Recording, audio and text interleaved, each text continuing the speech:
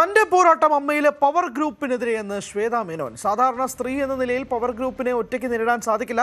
തന്റെ പോരാട്ടത്തിലൂടെ power group തുറന്നു കാട്ടപ്പെടും. അമ്മയുടെ ഫണ്ടിൽ നിന്ന് ചിലർ നടത്തിയ സാമ്പത്തിക തിരിമറികൾ കണ്ടെത്തി നിശബ്ദയാക്കാൻ ശ്രമിച്ചാൽ പിന്നോട്ടില്ലെന്നും ശ്വേത വ്യക്തമാക്കി. ആരോപണ പ്രത്യാരോപണങ്ങളിൽ വലയുകയാണ് താരസംഘടനയായ അമ്മ. തർക്കങ്ങൾ രാഷ്ട്രീയ ആരോപണങ്ങളിലേക്കും സാമ്പത്തിക ക്രമക്കേടിലേക്കും കടന്നതോടെയാണ് പ്രതിസന്ധി രൂക്ഷമാകുന്നത്. അദാനി ഗ്രൂപ്പിന്റെ പേര് കൂടി വന്നതോടെ വിവാദം പുതിയ തലത്തിലേക്ക് നീങ്ങുകയാണ്.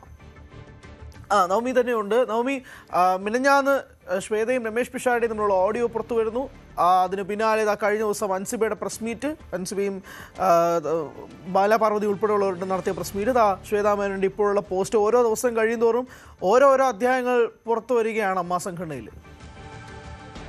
ഹരി പറഞ്ഞത് തന്നെയാണ് ശരി. ഓരോ ദിവസവും ഓരോരോ ആരോപണങ്ങൾ പ്രത്യാരോപണങ്ങളൊക്കെ ഇങ്ങനെ ഉയർന്നു വരികയാണ്. ഏറ്റവും ഒടുവിലായി ശ്വേതാ മേനോന്റെ ഒരു ഫേസ്ബുക്ക് പോസ്റ്റാണ്. അതിൽ ശ്വേതാ മേനോൻ പറയുന്നത് സംഘടനയിലെ പവർ ഗ്രൂപ്പിനെ കുറിച്ചാണ്.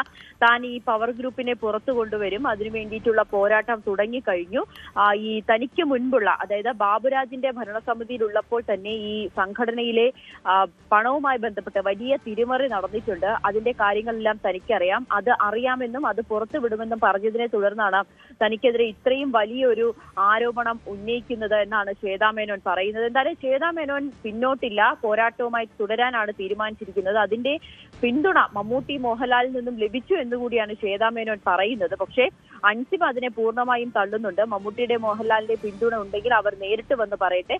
ശ്വേതാ മേനോൻ പറയുന്നതിൽ തനിക്ക് വിശ്വാസമില്ല എന്ന് പറയുകയാണ്. എന്തായാലും ശ്വേതാ മേനോൻ മാധ്യമങ്ങളെ കണ്ടേക്കുമെന്ന വാർത്തകളൊക്കെ പുറത്തു വരുന്നുണ്ട്. കൂടുതൽ തെളിവുകൾ പുറത്തുവിടുമെന്ന് തന്നെയാണ് ശ്വേതാ മേനോൻ ആവർത്തിക്കുന്നത്.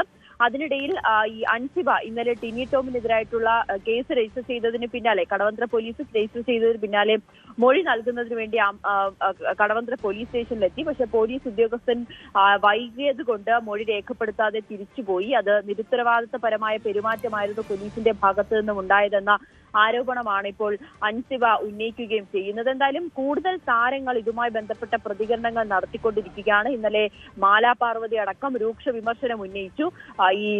ഇതിൽ അമ്മ സംഘടനയിൽ സംഭാവന സ്വീകരിച്ചതിൽ BJPക്ക് വലിയ പങ്കുണ്ട്, BJPയിൽ നിന്നും അദാനിയിൽ നിന്നുമൊക്കെ പണം വാങ്ങിയെന്ന ആരോപണമാണ് ഉന്നയിക്കുന്നത്. എന്തായാലും ഇതിനെല്ലാം കൃത്യമായിട്ടുള്ള തെളിവുകൾ ഉണ്ടെന്നും അത് പുറത്തുവിടുമെന്നാണ് ശ്വേതാ മേനോൻ ആവർത്തിക്കുന്നത്.